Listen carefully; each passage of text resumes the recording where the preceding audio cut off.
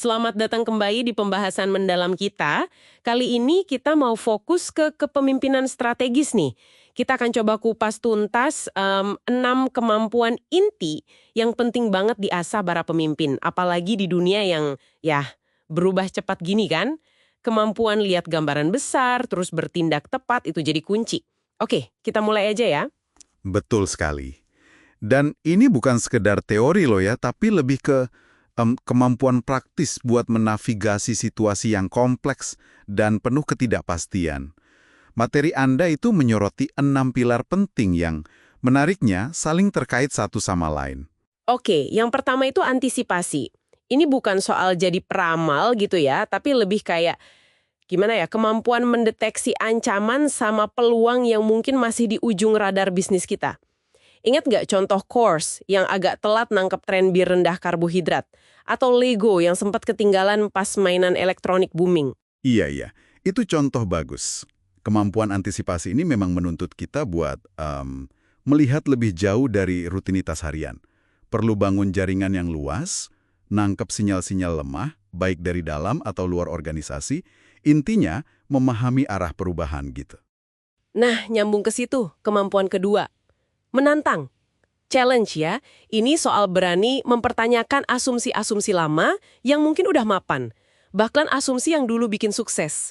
Kayak Nokia itu kan, terlalu pede sama kekuatannya, malah gagal adaptasi. Betul, menantang status quo itu krusial.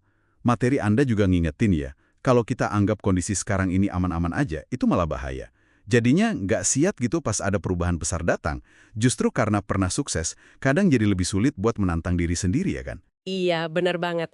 Nah, setelah kita kumpulin info lewat antisipasi, terus berani nanya lewat menantang, kemampuan ketiga jadi penting, menginterpretasi. Gimana caranya menghubungkan titik-titik informasi yang kadang banyak banget, ambigu, bahkan mungkin kontradiktif, jadi satu pemahaman utuh. Nah, ini tantangannya. Jangan sampai kita buru-buru ambil kesimpulan, tapi juga jangan sampai terjebak. Analisis berlebihan, sampai nggak bisa gerak. Perlu sintesis, menggabungkan info beragam tadi biar dapat gambaran yang jernih. Oke, jadi setelah diinterpretasi, dapat gambaran jernih, terus apa? Masuk ke kemampuan keempat, memutuskan. Pemimpin strategis itu harus berani ambil keputusan. Seringnya kan gitu ya, informasinya nggak pernah 100% lengkap atau jelas. Ada balancing act antara cepat dan teliti di sini. Ya. Dan yang menarik nih, keputusan itulah yang benar-benar mendorong aksi nyata. Beda sama sekedar, netapin tujuan aja. Keputusan itu komitmen pada satu arah, walau kita tahu nggak ada jaminan pasti berhasil.